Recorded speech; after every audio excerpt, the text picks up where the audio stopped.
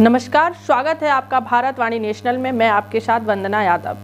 आइए नजर डालते हैं इस वक्त की बड़ी खबर पर।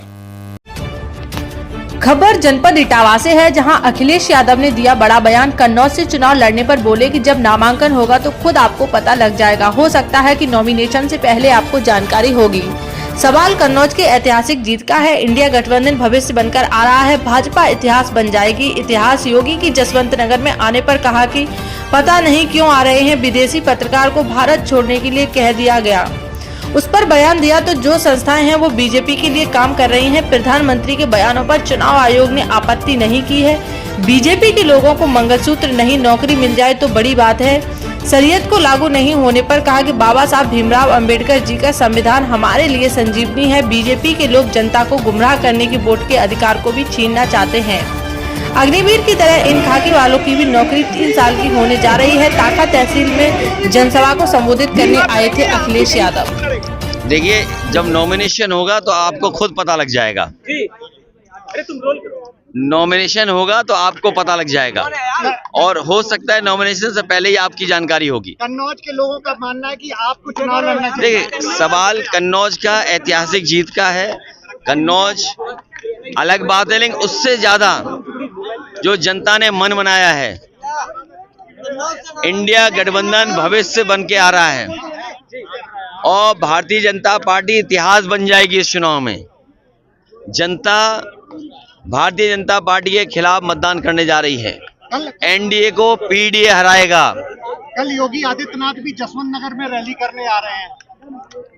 वो पता नहीं क्यों आ रहे हैं। अच्छा है उनका आना। लेकिन मुख्तार अंसारी की रिपोर्ट जो है वो नेगेटिव आई है, उसमें पॉइजन नहीं आया है। परिवार वाले रिपोर्ट पे भी शक कर रहे हैं। आपको क्या लगता है? देखिए, जिस तरीके की बहुत सारी चीजें हो रही हैं, मान लीजिए आज एक पत्रकार जो विदेशी पत्रकार थी, जो अखबारों में हमने पढ़ा, उसे भारत छोड़ने के लिए कह दिया गया। लेकिन वही खबर ये भी मिल रही है कि सरकार ये कह रही है क्योंकि वीजा में कुछ दिक्कतें थीं, इसलिए उन्हें विदेश जाना पड़ रहा है, अपने घर जाना पड़ रहा है भारत छोड़ करके। तो सच्चाई क्या है? जो संस्थाएं हैं वो संस्थाएं बीजेपी के लिए काम कर रही हैं। आपके थाने हैं, तहसील है, जिला एडमिनिस्ट्रेशन है। जब संस्थाएं दल के लिए काम करने लगे, समझ लो लोकतंत्र खत्म हो गया। इसलिए शक करना कोई इस सरकार पे हर चीज पे शक हो रहा है। यही तो सवाल है कि आप क्रेडिबिलिटी क्या है। आप सोचिए, प्रधानमंत्री जी ने जो कहा उस पे आपत्ति पूरे देश के लोगों को है। पूरे देश के लोगों को आपत्ति है कि ये भाषा कैसे हो सकती है। लेकिन चुनाव आयोग क्या कर रहा है? और फिर आप में से बहुत से साथी हैं कि क्या लाभ मिल जाएगा बीजेपी को। कुछ सवाल पूछ लें। जो सवाल आप पूछ रहे हैं, आपकी नीयत में सवाल यह है कि आप बीजेपी की मदद करना चाहते हैं। लेकिन उन्होंने कहा, मंत्री ने भाजपा वाले आरोप लगा रहे हैं कि आप फातिया बनाने के शरीयत का जिक्र किया, लेकिन हम शरीयत को कौन सा चैनल है आपका? कौन सा चैनल है आपका? चैनल बता दो कौन सा है। अरे चैनल बताओ ना कौन है। जयवीर सिंह ने कहा था। नहीं, देखिए ऐसा सुनिए, बहुत इधर उधर की बातें मत करो। तुम भी जानते हो, अगर ये पूछेंगे तो एफआईआर इन पे भी लिखाई जाएगी।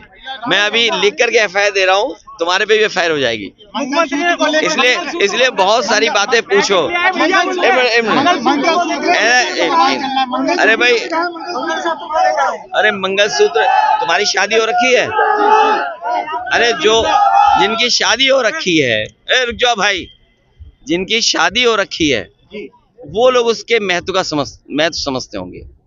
और बीजेपी के लोगों को मंगलसूत्र से बड़ी बात है कम से कम नौकरी नौजवानों को दे दें, जिससे उनकी भी शादी हो जाए। जिन नौजवानों की शादी नहीं हो रही उनसे मंगलसूत्र क्या पूछ रहे हो आप? पीएम ने कहा था कि यदुवंशी जो अपने आप यदुवंशी कह रहे हैं वो श्री कृष्ण द्वारका का अपमान कर रहे हैं। तुम्हें कुछ पता ही नहीं है। वो प्रधानमंत्री जी को कुछ नहीं पता जो पूछ रहे हैं वो। मुख्यमंत्री ने कहा है कि उन्हें जानकारी नहीं है इस बारे में।